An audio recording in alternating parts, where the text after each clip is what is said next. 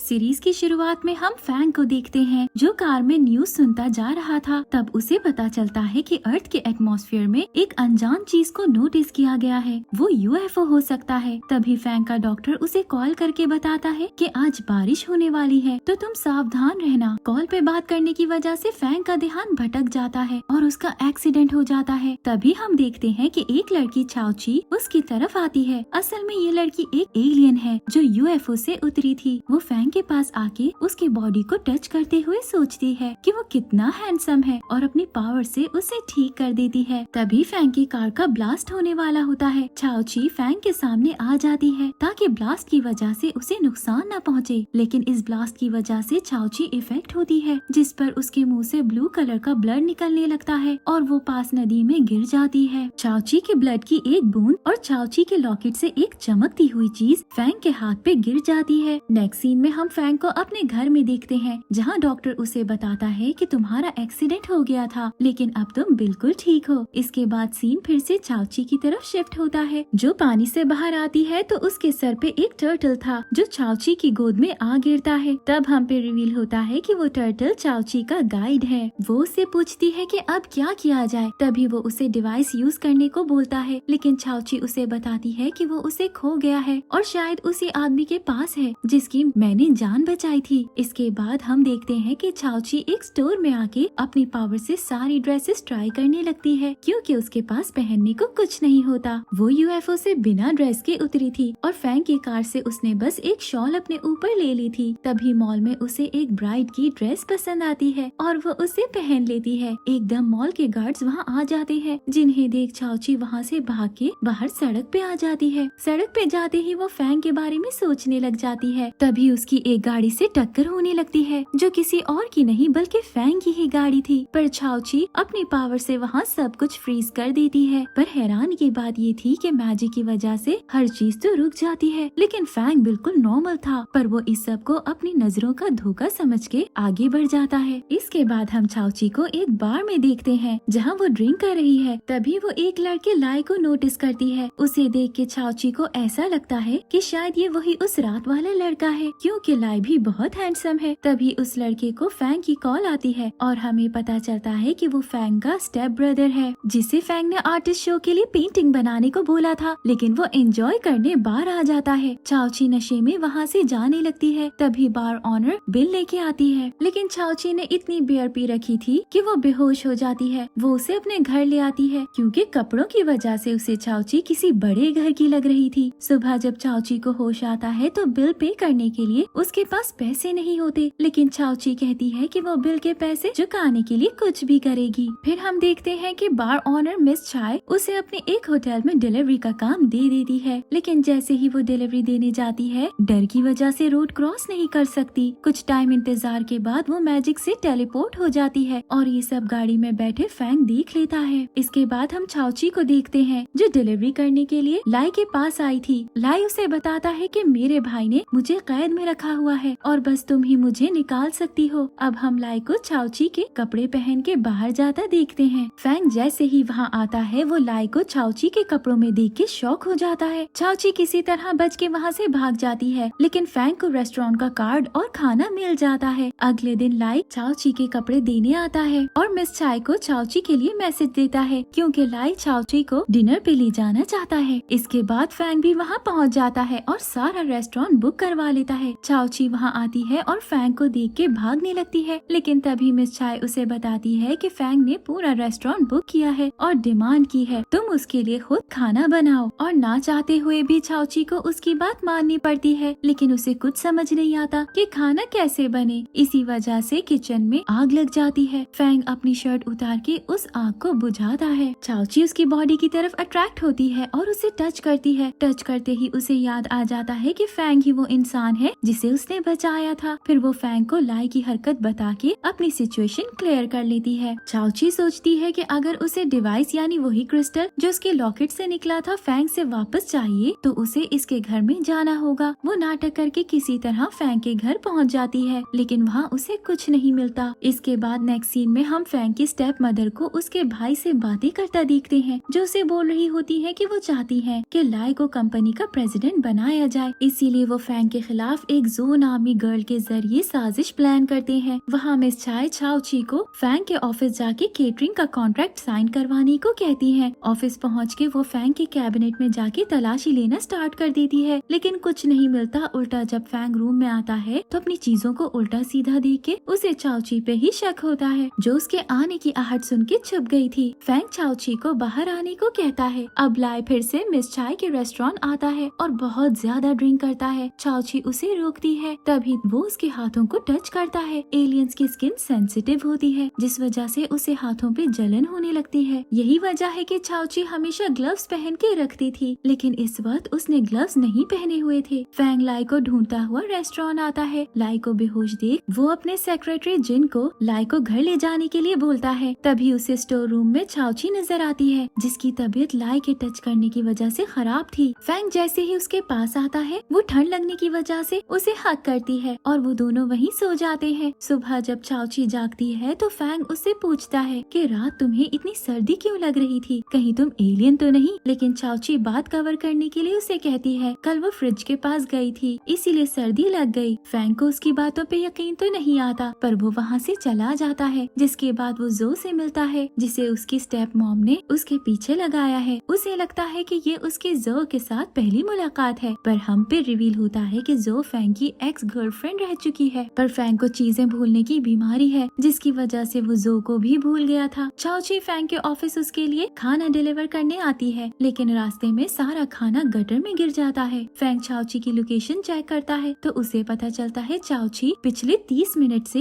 एक ही जगह पे फंसी हुई है। फैंग वहाँ जाके देखता है कि चाओची के गटर से खाना निकालने के चक्कर में उसकी हालत खराब हो चुकी है, जिस पर वो उसे मॉल शॉपिंग के लिए ले जाता है। पर चाओची को सिर्फ अपना ऑर्डर टाइम से पहुँचाने की जल्दी थी, जिस पर वो फिर से टाइम फ्रीज कर देती है, जो बेचारे फैंग को फिर से बस अपनी नजर का धोखा लगता है। लेकिन इस बात का फायदा उठाते कि चाओची वहाँ से निकल के टाइमली अपना ऑर्डर ऑफिस डिलीवर करती, मिस चाय के गुस्से से बच जाती है। फैंग इस सब का जिक्र डॉक्टर जैंग से करता है, जो फैंग को मशवरा देता है कि अगर उसे ये सब याद है तो हो ना हो ये चाओची की वजह से है, इसीलिए उसे अपना ज्यादा टाइम चाओची के साथ गुजारना चाहिए। शायद इससे उसकी चीजें भूलने की बीमारी खत्म हो जाए। वहीं दूसरी तरफ चाओची सोचती है कि फैंग पे उसकी पावर्स का असर क्यों नहीं होता, कहीं वो एलियन तो नहीं। इसी बात का पता करने वो अगले दिन फैंग के लिए खाना लेके ऑफिस जाती है। फैंग मीटिंग में बिजी होता है, लेकिन चाओची फिर भी आ जाती है और उसे अपने हैंड से खाना खिलाने लगती है, क्योंकि मिस चाय ने उसे बोला था फैंग हमारा स्पेशल कस्टमर है, जब तक वो खाना खत्म ना कर ले वापस मत आना। फैंग को उस पे बहुत गुस्सा आता है। उसके जाते ही फैंग की तबीयत खराब हो जाती है और वो हॉस्पिटल पहुंच जाता है, क्योंकि उसे सी फूड से एलर्जी है। चाओची उसे देखने आती है और वहाँ वो उसे 2 लोगों से बचाती है, जिन्हें फैंग के स्टेप मॉम ने उसे जबरदस्ती कोई इंजेक्शन लगाने भेजा था। फिर वो दोनों बातें करने लगते हैं। फैंग चाओची से पूछता है कि अगर तुम्हारे प्लेनेट में कोई तुम्हें भूल जाए तो क्या तुम भी उसे भूल जाओगी। यहाँ आपको बताती चलूं, फैंग अभी नहीं जानता कि वो एलियन है, वो बस उसकी हरकतों की वजह से कहता है कि तुम किसी दूसरे प्लेनेट से आई हो। चाओची उसे कहती है कि हमारे प्लेनेट पे सब अपना डेटा सर्वर में स्टोर करके रखते हैं, जिसकी वजह से मेमोरी लूज नहीं होती। फैंग और चाओची में भी अच्छी दोस्ती हो गई है। इवन वो उसे प्रपोज करता है कि क्या तुम मेरी गर्लफ्रेंड बनोगी, जिसे सुन के चाओची खामोश हो जाती है और रेस्टोरेंट वापस जाती है, जहाँ मिस चाय उसे समझाती है कि तुम उसे डायरेक्ट नो बोल के अपनी दोस्ती खराब ना करो, जिसके लिए वो मान जाती है। फैंग चाओची को लाई की आर्ट एग्जीबिशन के बारे में नेक्स्ट सीन में हम देखते हैं कि फैंग चाओची के साथ घूमने जाता है, लेकिन तभी बारिश होने लगती है। चाओची बारिश को बहुत एंजॉय करती है, लेकिन फैंग को पैनिक अटैक होने लगता है, क्योंकि उसकी मॉम की डेथ भी बारिश में हुई थी और वो अपनी मॉम की डेथ का कसूरवार अपने डैड को समझता है, क्योंकि उस दिन उन दोनों में काफी लड़ाई हुई थी। चाओची फैंग को ऐसे देख उसे काम डाउन करने लग जाती है। एक दिन चाओची को अपने डिवाइस की पावर फील होती है। वो उसका पीछा करते हुए जाती है और देखती है कि वो फैंग की रिसर्च लैब में है। लाई की मदद से वो किसी तरह वहाँ जाती है, लेकिन पकड़ी जाती है। चाओची ने अभी फैंग को उसके प्रपोजल का जवाब नहीं दिया होता, इसीलिए वो उसे इम्प्रेस करने के लिए फ्लावर्स लेके मिस चाय के रेस्टोरेंट पहुँच जाता है। पर चाओची फैंग के ऑफिस पहुँच जाती है और उससे अपनी जॉब की बात करती है। फैंग उसे अपने ऑफिस में जॉब दे देता है, लेकिन चाओची कहती है कि उसे ऑफिस के रिसर्च डिपार्टमेंट में जॉब चाहिए, जिसके लिए फैंग मान जाता है और चाओची वहाँ जाते ही अपना डिवाइस वहाँ से निकालने में कामयाब हो जाती है। डॉक्टर जैंग एक बार फिर ये जानने पर कि फैंग चाओची को नहीं भूला बोला है उसे छाओची के साथ रहने को कहता है, जिस पर इस बार फैंग मान भी जाता है क्योंकि वो खुद भी अब छाओची को पसंद करने लगा था। लाई छाओची को फैंग की बीमारी के बारे में बताता है, जिसे सुन के वो बहुत उदास होती है। दूसरी तरफ फैंग की स्टेप मॉम ने फैंग के डैड को उसकी बीमारी का बता दिया है। वो फैंग से इस बारे में पूछते हैं, लेकिन तभी ऑफिस में छाओची आ जाती है और कहती है कि वो रिपोर्ट्स उसकी थी जो आपको दिखाई गई हैं। फैंग के डैड को वो लड़की कुछ ज्यादा पसंद नहीं आती, वो उसे बहुत बुरा भला कहते हैं। फैंग के डैड उसका रिश्ता जो के साथ फिक्स कर देते हैं, लेकिन फैंग छाओची के खातिर उनके आगे स्टैंड लेता है और अपने साथ ही रहने के लिए घर ले आता है ताकि उसके डैड देख सके वो छाओची के लिए कितना सीरियस है। पर उसके डैड को उसकी ये हरकत बिल्कुल पसंद नहीं आती। फैंग के छाओची से उसकी फैमिली के बारे में पूछने पर वो कह देती है कि वो एक अनाथ है।